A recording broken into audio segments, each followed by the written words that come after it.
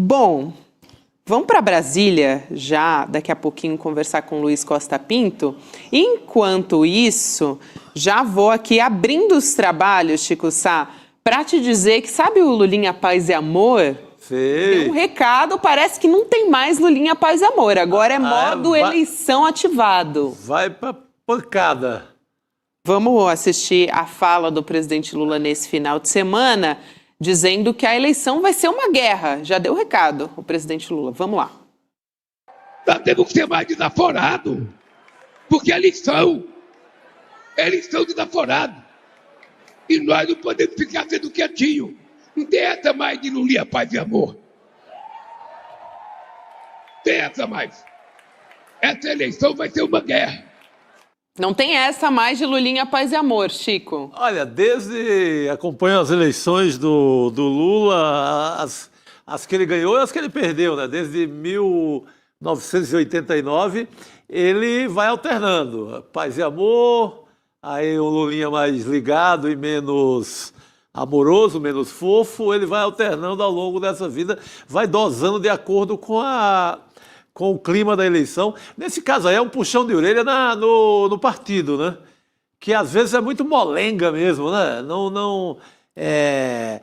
É muito, como diz um amigo, tem a síndrome do Ibis, aquele time pior time do mundo, lá do Recife, né? Que acha que está sempre perdido estão sempre perdidas algumas batalhas, quando não estão, dá para ir para o confronto, dá para ir para o enfrentamento político. E o que o Lula pede nada mais é do que um enfrentamento político. Vamos para o debate. Não vamos deixar, porque o tema é mais parecido com a extrema-direita, não vamos entregar para os caras. É esse puxão de orelha. Num lugar que tem uma certa calmaria, na Bahia e tal, né? Mais tranquilo, mas não teve essa. Mas também botou o sangue para ferver lá na Bahia. Vamos chamar Luiz. É aquele puxão de orelha para começar a eleição, a campanha para valer, né? É isso aí, Luiz Costa Pinto, que está a postos em Brasília e, aliás, o homem que está acompanhando minuto a minuto das atualizações todas de campanha eleitoral, que já está valendo. Lula, boa tarde para você. Pois é, a campanha já começou porque 2026 começou em 2025. Isso. Né? E, na verdade, é isso que o Chico falou. O presidente Lula está apenas fazendo a alternância constante que ele faz no discurso. Se nós pegarmos em 2002, por essa época, ele estava divulgando a Carta ao Povo Brasileiro, que era um movimento de convergência para o centro, né, de tentar trazer a esquerda para o centro, né, e para chegar ao poder, como chegou. Só que, no poder, a partir de 2003, 2004, o presidente Lula e sua equipe de governo, mesmo fazendo essa convergência, eles foram solapados, eles foram traídos por esse centro político, né? E aí o centro político fabricou o mensalão, né? Fabricou a falsa denúncia do mensalão para levá-lo ao impeachment, para tirá-lo do poder. Não conseguiram. Lula foi reeleito com uma votação consagradora em 2006 e realizou um segundo mandato melhor que o primeiro, o que levou à eleição de Dilma Rousseff em 2010, tendo Lula um percentual de aprovação, né, de ótimo e bom no fim do governo, absolutamente histórico e acima de 80%.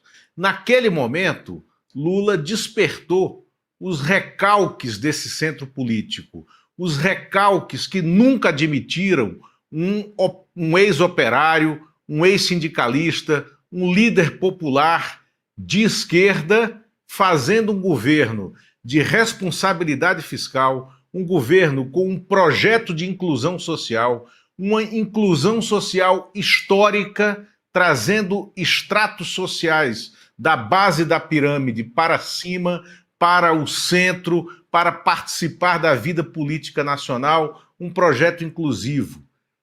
Depois, como não tinham condição de destruir esse projeto na urna, no voto, depois que Dilma foi reeleita em 2014, veio o golpe. Na esteira do golpe, veio a tragédia Jair Bolsonaro. Na esteira da tragédia Jair Bolsonaro, novos golpes, aí sim, golpes institucionais. E o que é que o Lula está fazendo agora? Ele está deixando claro para a sociedade: nós vencemos eleições com projetos muito claros de ocupação de poder pela esquerda, de ocupação de poder com projetos sociais, né? E vamos voltar a esse discurso, porque vocês, direita, centro-direita, vocês que sempre se achavam elite e que nunca foram elite, porque nunca exerceram poder com um projeto político de longo prazo para o país e sempre chegaram ao poder a reboque de malucos como foram Jânio Quadros, Fernando Collor e Jair Bolsonaro, para vocês usurparem esse poder, não venham brincar agora, porque nós temos um projeto e esse projeto é um projeto de centro-esquerda para chegada ao poder pelo voto e ocupação de espaços. Se vocês quiserem produzir um novo ideário político, disputem conosco, mas democraticamente. Chico, você quer comentar? Não, esse é o recado. Eu ia até complementar aqui, trazendo essa história da pauta do fim da escala 6x1, que agora vai tomar o Congresso, com o presidente da Câmara, Hugo Mota, encaminhando hoje para a Comissão de Constituição e Justiça essa proposta de emenda à Constituição, que trata justamente do fim da escala 6x1, também da redução da jornada de trabalho. É esse o caminho e é uma das principais bandeiras do governo federal e do presidente Lula. Então, esse foi o anúncio que o Hugo Mota fez nas redes sociais, dizendo que encaminhou uma proposta que é da deputada Érica Hilton e também tem a proposta do deputado Reginaldo Lopes, do PT, e mais um passo nesse sentido, né, Chico, de, vamos dizer assim, colocar as pautas de apelo popular e que precisam ser colocadas, né, para a sociedade e com potencial de repercussão eleitoral. Mas é um movimento que me chama a atenção e eu queria ouvir a sua avaliação, Chico, porque a gente, na semana passada, estava falando de um congresso que, enquanto a sociedade precisa do fim da escala 6x1, estava tentando, e ainda está tentando, né, uma escala 4x3 para o alto escalão dos servidores, com né? Toda aquela festa de sempre, né? De mordomias, acena para a rua ali com o 6x1 e internamente aumenta o salário, quer furar teto, manter todas aquelas cotas que os gabinetes têm direito. Então essa... Não é curioso, né? Quer dizer, repercutiu mal, então vamos agora avançar. Vamos correr como fosse uma vacina ali, Isso. tentar com 6x1. Mas mesmo assim tem uma malandragem aí que o Centrão está querendo emplacar, que é 6x1, mas com a mesma carga de trabalho. Ou seja, para trabalhar, feito um animal nos outros dias, nos 5 dias, trabalhar pelos 6. Trabalha mais os 5 Então, dias e ainda trabalha nos um arapuca que o Centrão quer levar para a discussão dessa votação. Então tem que ficar muito atento a isso. Não, isso. E essa ala de centro-direita, de extrema-direita do cenário nacional, eles não conseguem aprender com os erros. Eles foram contra a instituição do 13º salário. Eles foram contra a instituição da licença maternidade. Eles foram contra a instituição da licença paternidade, que só foi ampliada no ano passado, né, por uma emenda do deputado Pedro Campos, do PSB de Pernambuco, mas foi ampliada, acho que para 15 dias, de 8 para 15. Eles foram contra a instituição de licença maternidade para mães que adotam crianças. Ou seja, eles são sempre a vanguarda do atraso, né? Eles são sempre, né, eles estão sempre empunhando as bandeiras erradas quando o país tenta avançar no campo social, nos direitos sociais, né? E essa escala 6x1, ela é a globalização, a institucionalização para o mercado de trabalho de uma rotina, de uma escala de trabalho a 5x2, que já vigora há muito tempo no andar de cima da sociedade, né? E esmaga com essa escala 6x1 o andar de baixo da sociedade. Então, eles não conseguem enxergar que isso vai, inclusive, a instituição da escala 5x2, ela vai abrir novas vagas, ela vai abrir o mercado de trabalho, ela vai intensificar um novo formato de folguistas, de pessoas que trabalham 2 dias na semana para cumprir a escala, a agenda daqueles que trabalham no regramento dos 5 dias, e você vai criar novas formas de ingresso no mercado, de formalização de emprego e de ampliação, de crescimento do produto interno bruto, de crescimento da economia nacional. Então, é uma incompetência absoluta para tirar a venda dos olhos. E essa venda é sempre ideológica. Total. Não, se voltar, o Lula citou aí uma série de direitos, né, que foram conquistas do centro-esquerda para a esquerda. E você pegar, você voltar lá no começo do século XIX, você tem as férias que os trabalhadores têm direito. Estava lá também essa mesma ala conservadora segurando. Não, ninguém tem direito a férias, não. Então, e também para dizer que o país vai quebrar. O discurso é mesmo. É aquela capa do Globo que sempre volta, né? Que é o Brasil não aguenta o 13º salário. Agora o Brasil não aguenta a escala 5x2. Não aguenta a licença paternidade, não aguenta a licença maternidade. Ou seja, não aguenta direito nenhum do trabalhador. Não aguenta nenhum direito. A mesma ladainha. Exatamente, Chico. Acho que é um bom ponto aqui de você. É sempre bom a gente olhar na história para lembrar como já tentaram barrar outros avanços, né, em prol do trabalhador. E é sempre um movimento, né, Lula, também, de tentar manter, não perder os direitos que já foram conquistados o tempo todo, né? Isso. E o que o Hugo Motta fez hoje, instituindo a comissão especial para dar andamento à PEC, né, e já fazer a votação da admissibilidade, né, da PEC na CCJ da Câmara, foi simplesmente a absorção dele dessa agenda, que é uma agenda do governo, né? E por que ele fez essa absorção? Porque ele precisa de voto, é ano eleitoral. O Hugo Motta está em campanha para se reeleger deputado pela Paraíba e para depois, em 2027, se reeleger presidente da Câmara. Então ele não vai brigar com os fatos, ele não vai brigar com o povo na rua. E o povo na rua é quem coloca os políticos no Congresso. Por isso que a escala 6x1 ganhou tração no debate dentro do Congresso, e eu não tenho dúvida de que ela será aprovada até julho, agosto, quando começará de fato, né, a campanha eleitoral.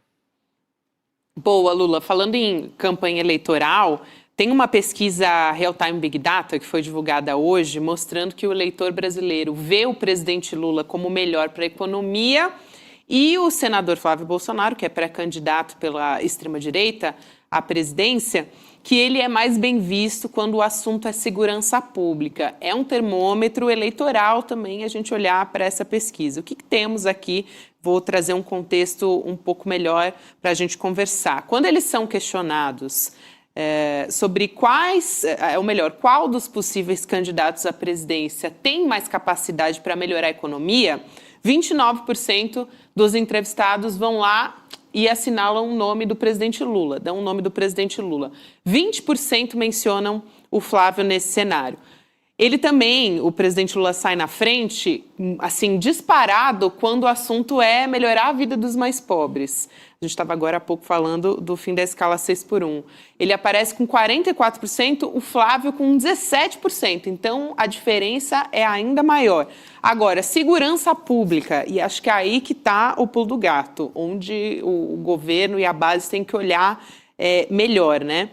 28% dos entrevistados escolhem o Flávio Bolsonaro, quando a pergunta é sobre segurança, e 23% mencionam o presidente Lula. Aí é que eu tenho que trazer sempre os dados, né? Porque a gente está num contexto eleitoral, uma pesquisa que entrevistou 2.000 eleitores entre os dias 6 e 7 de fevereiro, margem de erro 2 pontos percentuais para mais ou para menos, com intervalo de confiança de 95%. Mas acho que é importante, Chico, já olhar para isso com essa preocupação, que é algo que a gente vem falando há muito tempo aqui, né, Lula e Chico também, que é esse debate da segurança pública como principal preocupação dos brasileiros e onde o governo tem que colocar toda a sua atenção. Onde o governo ainda patina no debate, né, independentemente de estar fazendo ou não.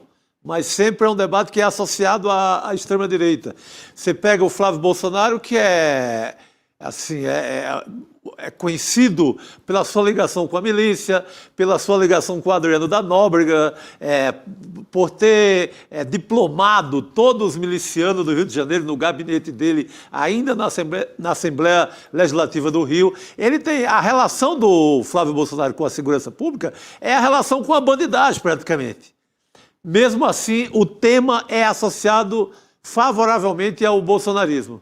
Essa é que é a loucura que você chama a atenção, né? Lula. Não, eu, particularmente, eu preciso fazer um disclaimer sobre a Real Time Big Data. Eu não gosto dessa pesquisa. Essa pesquisa ela é feita nas redes sociais, ela não é uma pesquisa face a face, ela não é sequer uma pesquisa integralmente telefônica, onde o eleitor responde de maneira telefônica. Ela é uma pesquisa feita por busca ativa na internet, e depois você dá um corte dos estratos sociais de acordo com o IBGE, de acordo com o IP daquele computador ou celular, smartphone, tablet, que respondeu à pesquisa, quando você foi incorporado ao painel da busca ativa do Instituto Big Data. Então, feito esse disclaimer, eu acho uma pesquisa com muitos buracos, né, para a leitura. E aí que dá esse resultado. Eu não vejo na sociedade esse tamanho que o Flávio Bolsonaro está nessa pesquisa de intenção de voto, e também acho que faltou um tema que esse sim é o tema central dessa eleição, e a oposição e o governo sabem que é a corrupção. Corrupção que a oposição não conseguiu colocar nas costas do governo, neste mandato do presidente Lula, nenhum caso de corrupção que tenha ficado sem resposta. Tentaram com o caso do INSS e se voltou contra os denunciantes, porque está claro que todo aquele esquema do INSS foi urdido no governo Bolsonaro, pelas mesmas pessoas que estavam lucrando com a importação já retardatária de vacinas contra a Covid, inclusive de vacinas que não existiam, como aquela Covaxin, aquela vacina indiana que nunca chegou, ninguém viu, ninguém sabe aonde que estava sendo produzida. E depois o caso do Master. O caso do Master, que foi uma fraude integralmente feita, né, na administração do Roberto Campos Neto no Banco Central e que foi combatida pelo Gabriel Galípolo. Então, os casos de corrupção não pegaram contra o governo, né? Aí a oposição vai, com a ajuda do Instituto, para essa armadilha da segurança pública. Armadilha por quê? Qual é o moral do Flávio Bolsonaro com esse tema? São as milícias? Né? A milícia no Rio de Janeiro, que é o habitat natural dos Bolsonaro, né? Ela é algum tipo de chancela a um discurso de combate à violência, ou ela é a institucionalização da violência? Né? A política dos CACs, a política da ampliação da arma na mão do cidadão, que gerou tantas tragédias nos últimos anos, tantas tragédias de menores que mataram amigos, que mataram familiares, de menores com transtornos emocionais, que mataram os pais porque tinham acesso às armas, que eram armas de CAC. Armar a sociedade civil é política de segurança? Quer dizer, é muito reducionista essa pesquisa ao dar esse corte, na minha opinião. Então, por isso que eu acho que a gente tem que ficar com um pouco de pé atrás com esses institutos, essas empresas de pesquisa que tentam reinventar a velha fórmula de ouvir a sociedade, né? E é dessa forma que eu vejo essa pesquisa nesse momento, porque eu acho esse corte muito estranho. Agora, foi inevitável para eles reconhecer o sucesso da economia. A gente está navegando num país a emprego, o menor desemprego da história, a menor taxa de desemprego da história, ou seja, quase a pleno emprego, crescimento continuado do PIB, inflação controlada e na meta contra a vontade do mercado financeiro, né? E um diálogo republicano entre governo federal e Banco Central. Mesmo que o governo federal discorde das teorias econômicas do comando do Banco Central na manutenção das taxas de juros.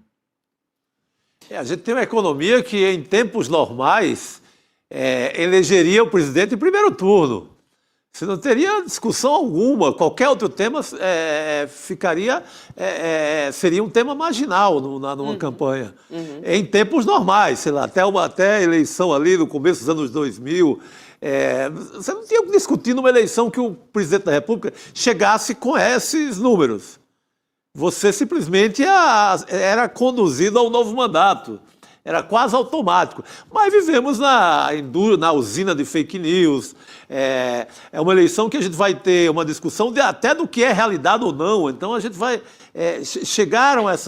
Chegou esse pacote de novidades nos anos eleitorais que mudaram completamente a percepção popular em relação aos governos. Porque dentro de uma certa normalidade, os números da economia reconduziriam o Lula ali automaticamente ao novo mandato. Seria uma eleição barbada, fácil. Com certeza, Chico. E ali... Chico, então deixa... Gabi, só um minuto. Rapidinho, né, para pegar Lula, isso favor. que o Chico falou. A eleição de 1998, né, que foi a reeleição do Fernando Henrique Cardoso, ela ocorreu com o mundo enfrentando duas crises econômicas. A crise russa e depois a crise mexicana. E Chico estava na Folha de São Paulo, eu estava na revista Época, a gente estava criando a revista Época das Organizações Globo, e houve uma decisão de cúpula que eu falo a direção, os donos dos grandes veículos de comunicação, de não cobrir a eleição. Não cobrir assim, não é que não havia uma cobertura, mas não havia uma cobertura séria, cobertura sobre a realidade econômica, porque o Brasil ali era a bola da vez. Tanto que o Brasil quebrou em janeiro de 99, 14 dias depois da posse do Fernando Henrique reeleito, o Brasil quebrou. O real teve uma maxi desvalorização de 40% e esse tema da economia quebrada não esteve no palanque. É isso, Chico. Exatamente. Inclusive com esses grupos se endividaram muito nesse período, né, com novas gráficas e etc. E 14 dias depois quebram a cara. Agora há pouco a Exatamente. gente estava falando, só para voltar àquele tema dos supersalários, agora há pouco a gente estava falando sobre isso. Tem uma apuração da Mônica Bergamo dizendo que o Lula já decidiu que não vai sancionar esse projeto que foi aprovado pela Câmara dos Deputados, que amplia esses, se é que dá para chamar de benefícios, né? Esses privilégios, dos supersalários. E são informações que são da apuração da coluna da Mônica Bergamo, e os auxiliares em Brasília confirmaram que o presidente não pretende endossar essa proposta, porque o tema teve uma repercussão muito negativa, é amplamente rejeitado pela população, não é novidade para ninguém. e que o momento também exige contenção de despesas, quer dizer, se cobra ajuste fiscal ao mesmo tempo que quer, né, ter mais penduricalhos para o funcionalismo, para a alta casta ali do funcionalismo. Eu estou trazendo aqui essa informação, Lula, para também juntar com uma última, a gente não deixar de trazer atualizações sobre a formação das chapas estaduais. Tem novidades, por exemplo, a respeito do Alckmin, né, o vice do presidente Lula, porque tem a possibilidade, estão estudando, colocar um outro vice, então o Alckmin sairia dessa função, parece que ele não está também muito feliz com essa história, então trazendo mais esses componentes aqui para a gente trazer na nossa conversa sobre eleições. Lula. Olha só, Carol, primeiro Carol, desculpa. Carol Gabi, é a nossa diretora. Exatamente, né, Gabi, eu confirmei, tá, a informação da Mônica. A Mônica é excelente jornalista e tem muita informação, informação precisa, e antes da gente vir aqui ao ar, eu confirmei com 2 pessoas do Palácio essa disposição do presidente de vetar esse aumento, né, esses super salários e essas gratificações fora de rumo que a Câmara dos Deputados aprovou na semana passada, que ainda precisa passar pelo Senado. E qual é a lógica do presidente que funciona desde o PL da dosimetria? É o seguinte, cada poder faz o que lhe é devido, né? Ou seja, joga dentro do seu quadrado. O Congresso quer aprovar essas maluquices? Então aprova. Chega para mim, eu não gosto, não concordo, eu veto. O Congresso tem poder para derrubar o meu veto, então bota em votação. Se derrubar e começar a valer, alguém vai para o judiciário, partido político, o próprio governo, né? Ou mesmo movimentos sociais, vão ao judiciário, ao Supremo Tribunal Federal e tentam judicializar essas questões. Esse é o jogo da democracia, esse é o jogo republicano. E aí vamos para a rua, porque é ano de eleição. Nesse contexto de eleição, quem colocou o bode na sala, né, de Alckmin pode não ser vice, Alckmin pode ter que ir para São Paulo, foi o próprio presidente Lula. Agora, temos que ver essa questão como, de fato, um bode na sala. O Lula adora o Alckmin como vice, o Alckmin adora ser vice, o Alckmin vestiu como poucos, né, aquele terno de vice. Talvez somente Marco Maciel e com Fernando Henrique Cardoso e José Alencar, nos 2 primeiros mandatos do Lula, tenham sido vice-presidentes tão colaborativos, vice-presidentes tão companheiros dos seus líderes de chapa, né? Agora, o Lula precisava dar uma sacudida na centro-esquerda, no centro, para a disputa em São Paulo, porque há espaço para confrontar o Tarcísio de Freitas. O palanque do Tarcísio de Freitas não é um palanque sólido, né? Haja vista o MDB estar nesse momento brigando com o Tarcísio porque tinha pretensões. O próprio Gilberto Kassab, do PSD de Dado, está brigando com o Tarcísio. Então, há uma energia positiva para se construir um movimento que faça com que ou a ministra Simone Tebet ou o ministro Fernando Haddad, né, tenham condição de ser competitivos disputando o governo de São Paulo. E essa energia se distribui em todo o país. A gente iria receber, e ele não pôde vir aqui hoje, mais cedo, o deputado Pedro Uxay, né, que é o novo líder do PT, e eu ia perguntar para ele sobre essa disposição do PT de abrir mão das cabeças de chapa nos 3 estados do sul do país. Porque o presidente Lula e o presidente do PT, o Edinho Silva, já deixaram claro que no Rio Grande do Sul a possibilidade maior é de uma composição com a Juliana Brizola, do PDT, neta do Brizola, como cabeça de chapa. Sim. Em Santa Catarina, é o prefeito de Chapecó, que é do PSD de Dado, que deve ser o líder da chapa que o PT apoiará. E no Paraná, há uma construção de um caminho com o Roberto Requião, que está no PDT, que poderia voltar a esse universo da esquerda como um personagem dessa centro-esquerda na disputa lá. E em Minas Gerais, que é um estado problema da construção do palanque do Lula, tá? Há essa negociação, ora com o Calil, né, que está no PDT, ora com o Rodrigo Pacheco, que está no PSD e pode voltar à União Brasil, mas seria uma composição de centro. Eu acredito mais na composição com o Calil, integrando o Rodrigo Pacheco, do que em qualquer outra. Boa. Olha, você viu que tem mais movimentações, né? Na semana, cada dia parece que a gente traz uma atualização nova e muda todo o tabuleiro político. Mas sorte que a gente tem Lula em Brasília, no caso nosso Lula, né? Luiz Costa Pinto, e a nossa reportagem também trazendo todas Atualizadíssimo. essas atualizações sobre quem deve ocupar. Aliás, isso é a grande coisa que a gente quer saber, né? Quem é que vai ocupar esse nome como vice na chapa do presidente Lula. Lula, obrigada por hoje, bom ter você aqui com a gente. Amanhã nos vemos de novo, meu querido.